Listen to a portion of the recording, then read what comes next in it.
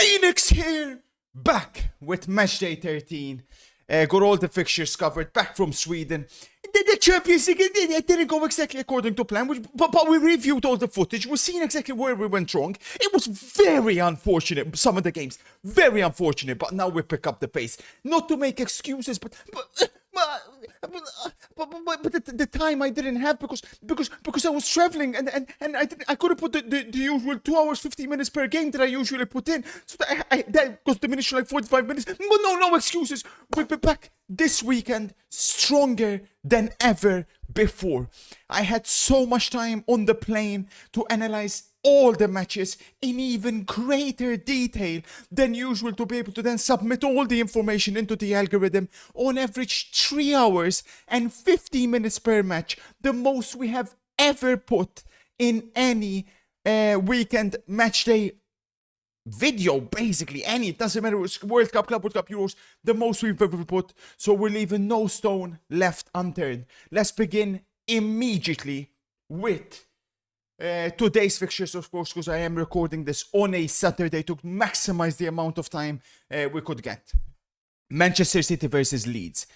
Don't overthink this one. Leeds are absolutely terrible. Yes, City have lost a couple of matches which weren't expected, but Manchester City will have no problems whatsoever steamrolling past Leeds. Leeds ain't gonna score, so that's the problem for them. City clean sheet. And with that in mind, don't go with the over-under goals if you want to boost the odds. Of course, City win doesn't make sense. Take the City minus 1.5. That's guaranteed. Then, I honestly think City minus 2.5 will come in as well. So I'll dabble a little bit on that. I'm going City 3, Leeds 0. Comfortable win for the citizens. Up next, we go to Catalonia, Barcelona.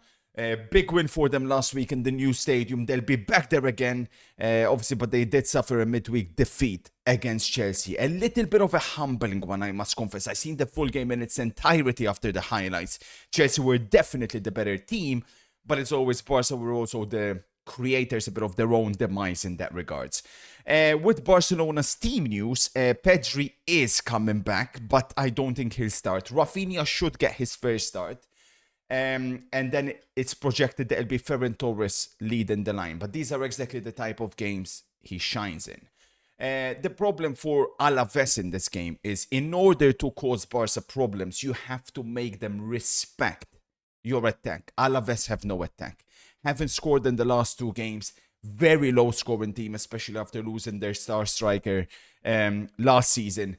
They don't have goals in them. So with that in mind, Barca can play the usual aggressive manner, also knowing that Alaves don't really have the tools to hurt Barcelona. Similar to the City game, Barcelona 3, Alaves 0.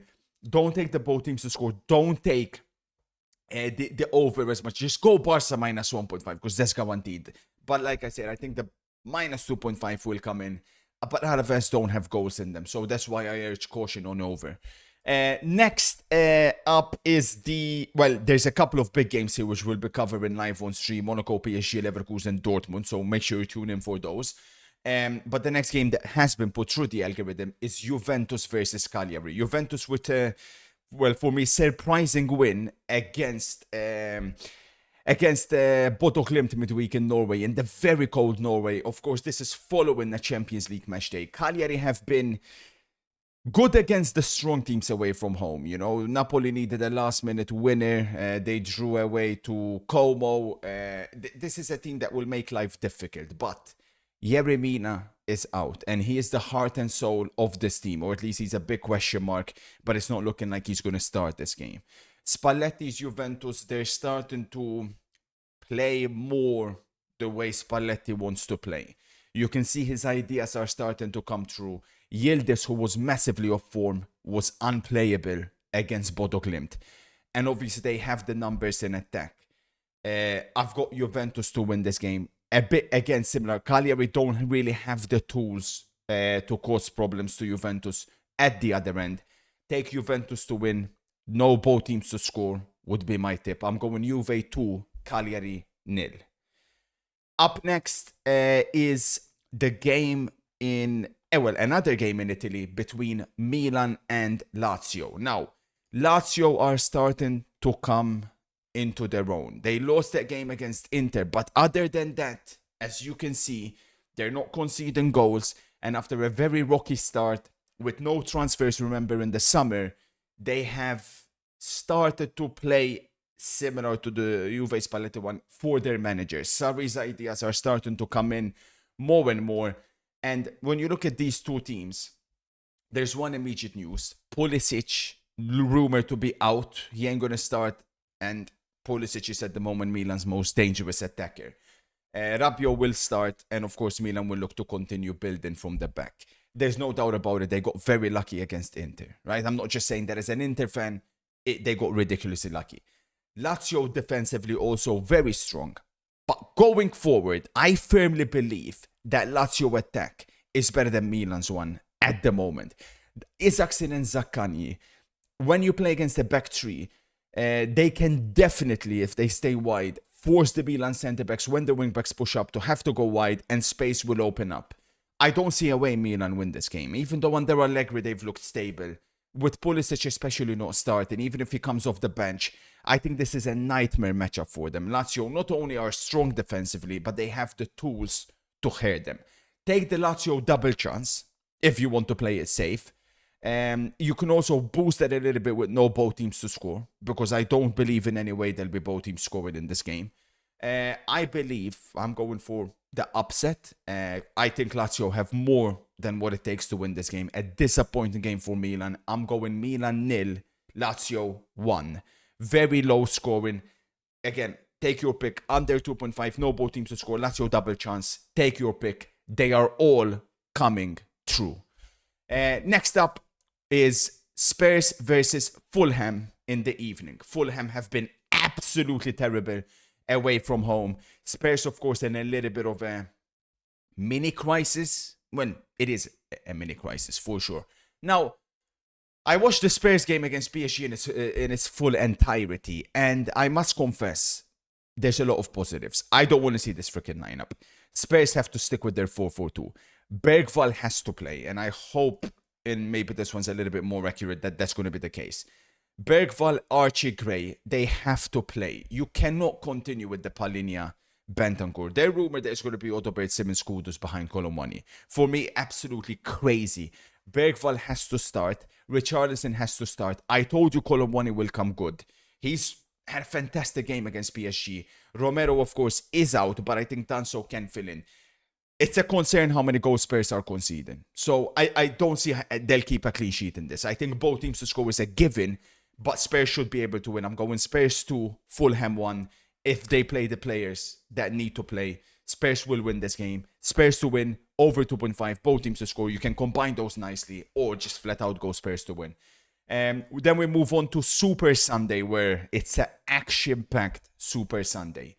We begin with Crystal Palace versus Manchester United. Now, obviously, United's performance against Everton, a complete and utter disaster. To lose a game in that fashion at home is unforgivable. And obviously, the question I always keep asking is, how on God's green earth is this manager still in charge?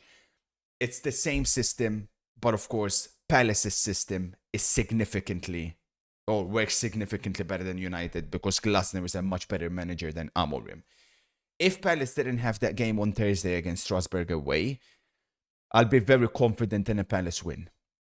Cunha still out for Manchester United. That is a big loss. I don't think Xerxes will start again after the chance he got given on Monday, which he was unable to take. So I do expect that it'll be Mbeumo up front with maybe Mason Mount in behind, and we'll see if Ahmad goes further up. But Ahmad as a wing back, in my opinion, has to play, because when it's Dalot, Dorgo, any combination of them, United have no attack down the wings, which is obviously the opposite with Palace when they have Munoz starting. But long story short, that Europa League game, that will take a lot out of Palace. With United playing on Monday, it's a significant advantage, even though it's a stadium they've struggled in. I think this game, I'm certain this game has a draw written all over it. Palace 1, United 1. Low scoring, tight game. I'm going with guaranteed draw in this game. Next up, I've got West Ham. Oh, sorry, Pisa versus Inter, so we can continue in order. Pisa are undefeated now in quite a lot of matches. Inter, of course, back-to-back defeats after the international break. But if you look at both matches, Inter are playing well. Like, yeah, it's concerning in the big games. And if we don't win, then it is a bit of a mini crisis against Pisa. But I'm not overly concerned. I'm not panicking. I still see a lot of good things within this team. Obviously, the big talking point for Inter at the moment is up front. Lautaro Martinez is in shambolic form, but maybe this is exactly the game he needs to come back into form. Boni is our best striker right now. So I'll be surprised if he doesn't start. And he got taken off way too early against Atletico. Other than that, it's still looking like it'll be Augusto continuing from the right. Dumfries, of course, has been a bit of a loss, no doubt about that, but it's not like he was exactly killing it before he left. But it shows that, of course, Kivu still doesn't trust Luis Enrique. Inter will win this game. Like I said, I've been confident in the things I've seen. We've been very unlucky. Back Inter to win. I'm going Pisa 0, Inter 2. Then we got West Ham versus Liverpool, which maybe in the grand scheme of things, the most important game of the weekend, considering the fact if Liverpool fail to win, that should be the end for Arne Slot. Now, believe it or not, I'm extremely bullish about Liverpool this weekend. Stylistically, it's a perfect matchup for them. It'll be Callum Wilson versus Isaac, and ironically, the two former Newcastle teammates. But with Liverpool, when they go away West Ham, or when most of the big teams go away West Ham, that stadium is made for the big teams. It's large. I do think Anfield is actually restricting this Liverpool team, who need as much space as possible to exploit them behind. Isaac is the perfect game for him. I believe Isaac will score. Liverpool will win. I love the Liverpool minus 1.5 on this, because when it comes to these type of games, Liverpool ain't just going to win by a goal. They're going to win by 2. West Ham will open themselves up. The problem for Liverpool is at the other end.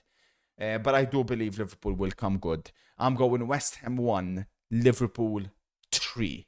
Goals for Liverpool 2+ guaranteed, in my opinion. So feel free to join me on that. Liverpool back to winning ways under Hank Schrader, who also, of course, just like Amorim, should have no right to be managing here today. Then it's the big game in England. It's first against second. Two of the most informed teams in the world at the moment, coming off big wins in the Champions League by destroying European giants, Barcelona and Bayern Munich, respectively. As always, when it comes to this type of game, we love to take a look at the combined 11. These are the projected lineups. Hang on, where am I? For the two teams here. I've gone with this as my combined 11. I've gone Raya in goal. Timber versus Reece James. They're the two best fullbacks in the league, but for me, Timber at the moment is probably the best defender in world football. I've gone with the two Arsenal centre-backs. It could be Mosquera starting, who done very well against Kane, but I think it'll be Hincapi Saliba. Then you've got another razor close between Cucurella and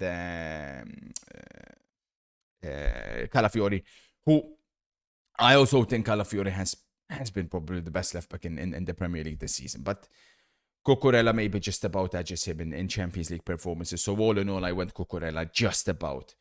Then it's these two, and I think most of this game will be determined by these two players. Rice versus Caicedo. You know my pick, you know my opinion on the duel. I feel like Caicedo is the better player all day long. But they do play different roles. Rice is more of an 8. I've got Enzo Fernandez in the number 10. Obviously, he's always going to make my combined 11s. The people that don't rate him, with respect, find a different sport to watch. Then comes the big questions. Saka versus Estevao. Now, at the moment especially, I think Estevao is the better player, right? In the better form, let's put it that way. Maybe better player is harsh, because we know Saka's genuine ability. But will Estevao start? That's the big mystery to me. How on earth can Estevao not start? But it's a very good chance, unfortunately, that he doesn't, which is crazy. So with that in mind, we've gone Saka on the right. I've gone Pedro Neto on the left. That's a given. And then up front, I can't believe I'm putting Mikel Merino up front. But that just shows how bad Liam Delap is. Atrocious footballer. So that's my combined 11. It is very close, and it'll be a common team. I am expecting a very close game. Arsenal have had a lot of success at the bridge recently. But with Chelsea expected, in my opinion, to win that midfield battle, they're rumored to be Enzo Caicedo, Joao Pedro. I'm not sure. I think we could see Joao Pedro up front. And I think we could see Enzo in the number 10 with Andre Santos in midfield or even Reece James in midfield. But that's another topic. So we should wait for the lineups for sure to lock in the pick. But similarly, I'm expecting a close game, cagey game. And I can't see anything other than a draw in this game. I don't think either team has enough over the other. It'd be a bit similar, if you remember, to that Chelsea-Liverpool game. Chelsea ended up nicking that very, very late on. This one, I don't think that will be the case. I'm going Chelsea 1, Arsenal 1. Lock it in. You can call it draw Super Sunday, filled with action-packed, well, maybe not action-packed, filled with draws galore. Next up, and last but not, well, couple more. Big game in Italy. Roma versus Napoli, just like in England, it is first against, well, it's a 1 goal difference between Milan and Napoli, but almost first v second. And again, just to give you an idea, this is my combined 11. Svellar, best goalkeeper in Italy. Mancini and De Buongiorno, very close. Napoli, of course, have shifted to a back three recently after the break, and they've won both of their matches. They didn't keep a clean sheet actually against Atalanta, but they kept a clean sheet against Karabakh. I've gone with the 2 Roma wingbacks, and this could be a key point. In midfield, Manu Kone picked up a knock against Michelin, but he is rumored to be starting. McTominay, Lobotka in midfield. Then this comes the interesting point, because Neres is in fantastic form. Højlund isn't. Roma don't have a striker though. Napoli do. I've gone with Sule and Dybala. Sule, even though Neres is in better form, Sule is the better player overall. Keep following the team. It'll be another guaranteed locked-in draw for me. 1-1. Identical to the Chelsea-Arsenal game. We're going to make so much shitching of the draw this weekend. It's crazy, especially on Super Sunday. Palace United draw.